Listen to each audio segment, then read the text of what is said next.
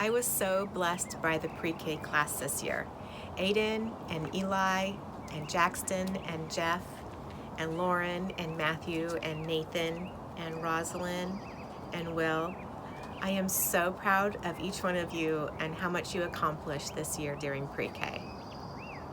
You have been silly, like when we sang the penguin dance song. You have been surprised, like when we had Charlie Brown Thanksgiving. You have been frustrated, like when I made you do hard things. But you have also been so proud when you learned something new. You had fun when we finger painted with shaving cream and you painted yourself and each other. But we were all sad when we had to say goodbye to our friend Chima. But in all of our time that we spent together, you always showed a spirit of love. Our cue verse that we learned this year says, "Quench not the spirit." We talked about how God's Spirit helps us to know what is right and to make good choices, and how we never want to quench or stop God's Spirit from working. My prayer for each one of you as you go forward is that you will always keep God's Spirit close to you, and you will always let His Spirit lead you and guide you in your life. Good job, pre-K. You have finished this school year. You are ready for your next big adventure in kindergarten.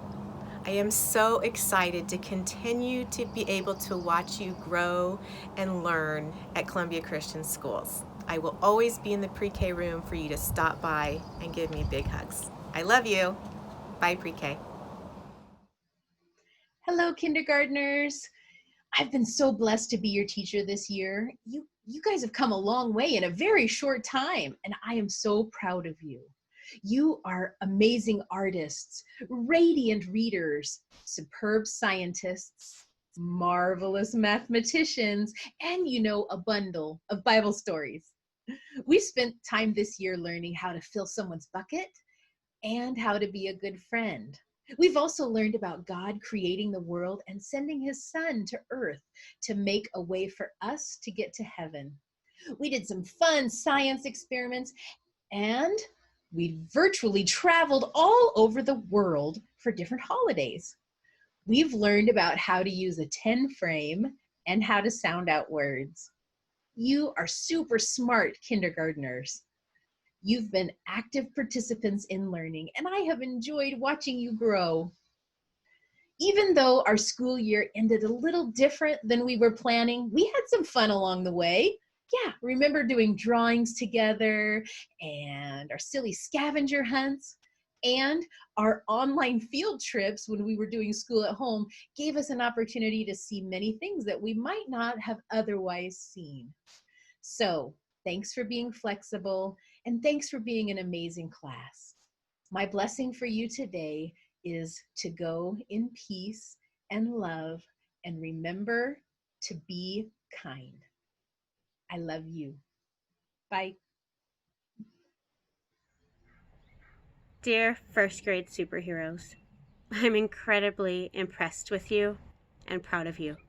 You have grown so much this year. You have become more flexible than any first grade class that came before you. Professional students who do the right thing, able to work with the people around you. As you prepare to transition from first grade, I want you to remember some of our memory and scripture verses we learned this year. 1 Timothy 4:12. Don't let anybody look down on you because you are young, but set an example for believers in speech, in life, in love, in faith, and in purity. John 16:32-33. But a time is coming, and has come, when you will be scattered, each to his own home. You will leave me all alone, yet I am not alone, for my Father is with me. I have told you these things, so that in me you may have peace. In this world you will have trouble, but take heart, I have overcome the world. In Proverbs 3:3-4. Do not let kindness and truth leave you. Bind them around your neck. write them on the tablet of your heart. So you will find favor and good repute in the sight of God and man. I want you to remember, first graders, that you are created in the image of God, and to use their gifts that you have been given to share Jesus with the people around you. Each of you will be receiving a character trait award. I will also be recognizing those that have demonstrated excellence in other areas of our class, in the classroom and, at home. I love you. You did it. Go first grade. Woohoo!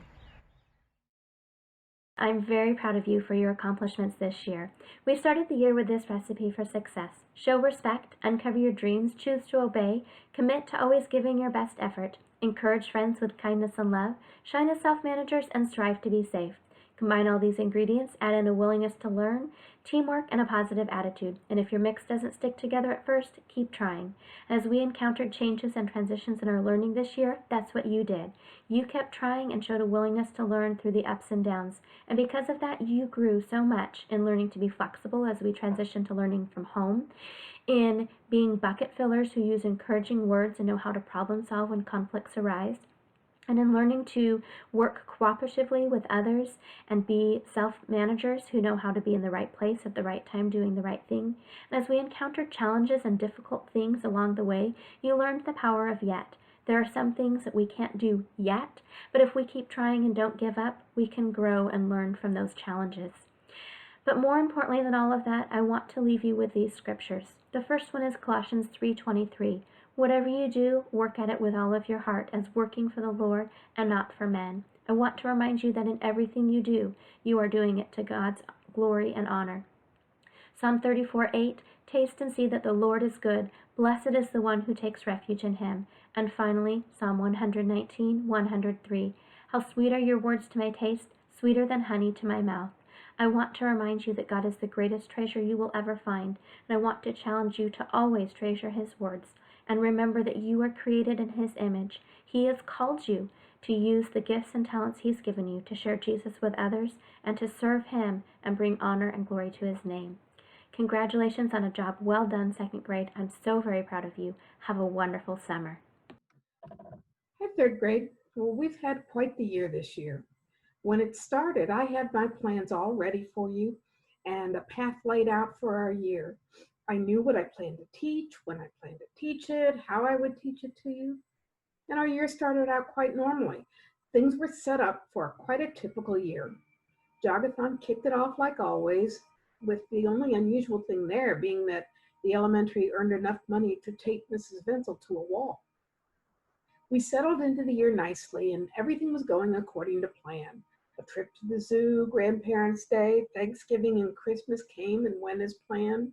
In January, the elementary teachers surprised the students with a literacy day that was an all-circus theme. In February, we had readathon, and you read so much that you were the top class in reading and the second class in earning money. Then came March. The school building closed on March 13th, and plans for the next couple of weeks were put aside. We planned to be back to school at the beginning of April, and so changes were made to plans so that we could continue when we got back. However, as you know, that didn't happen, and we started on a new journey of distance learning. So much for my plans for you, or your plans, or your parents' plans. We are blessed, though, to have a God whose plans are always constant.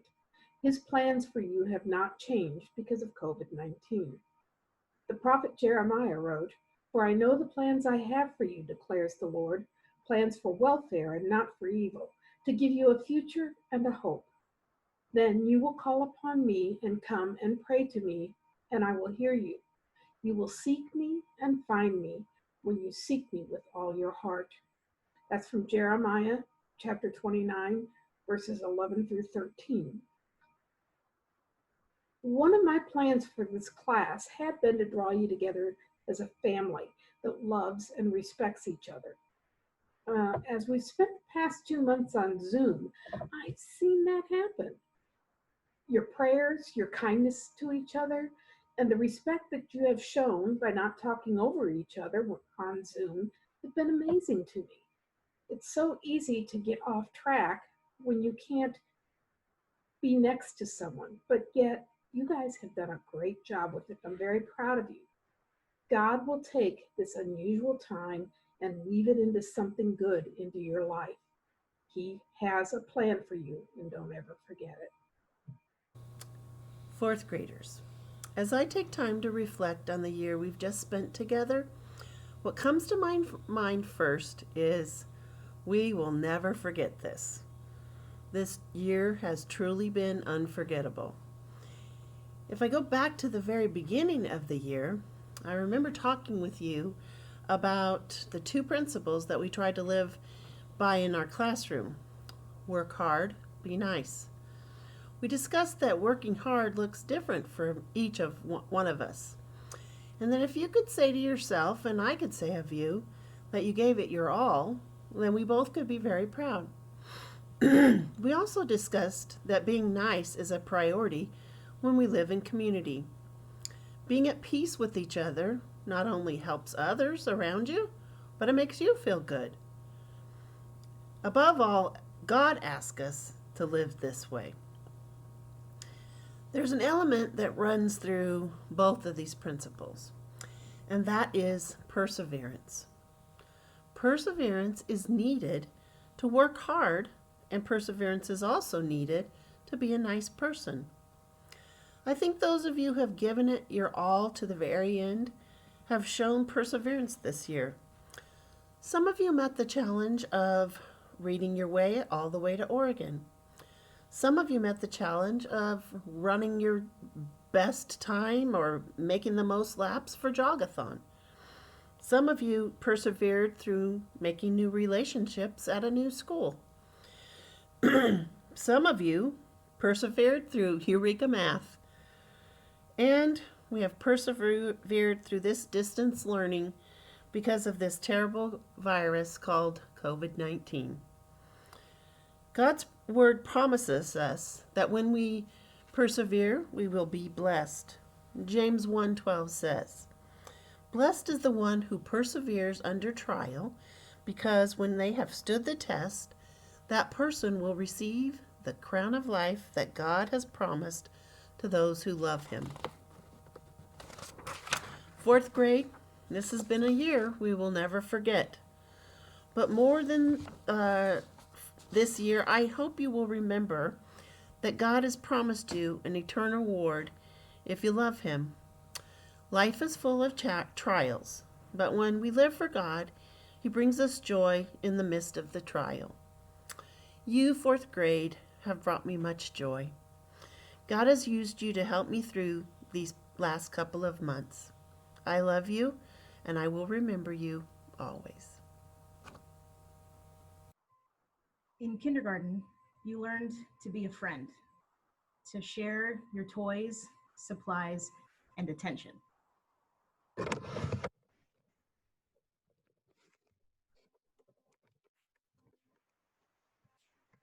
In first grade, you learned to set aside pride and envy to celebrate the accomplishments of your friends.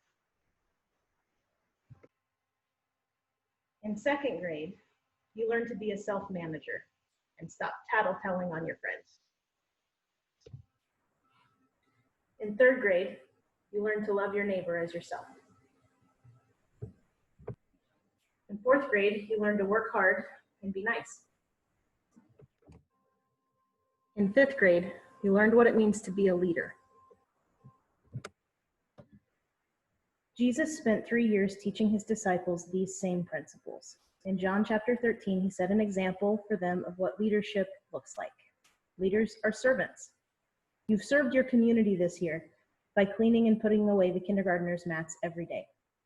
You served first grade when you washed their lunchroom tables every day. You served your second grade buddies when you helped them each week with a project. You served third grade when you took time out of your own schedules to learn puppeteering and become a nightlight. You served fourth grade during our weekly reading groups. You served your community on Literacy Day when you each took personal responsibility for a pre-K or kindergarten student for the entire day. You served Mr. Dukes on the Foursquare Court when you challenged him to a game. You served Mrs. Barrett when you wrote her a note or gave her an encouraging hug. You served Mrs. Seiler when you crushed it at Readathon. You served Mrs. Valentine when you sang and danced to It's a Hard Knock Life. You served Miss Yeager when you came into class with a positive attitude. You served Coach Yaz when you ran your hearts out for Jogathon. You served Mrs. Farnsworth when you sent her videos of your bucket drum solos. You served Mr. Rude when you sang chapel songs in class just for fun. You are leaders. You have set an example for the rest of the students as well as the staff.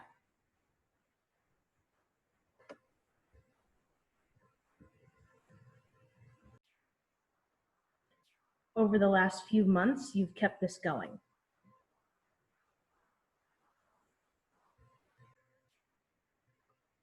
You've taken care of your younger siblings. You've helped them stay busy, get on their Zoom calls, accomplish their assignments. You've picked up extra chores around the house. You've cleaned the chimney. You've scrubbed toilets. You've cleaned up after your animals. You've been very helpful.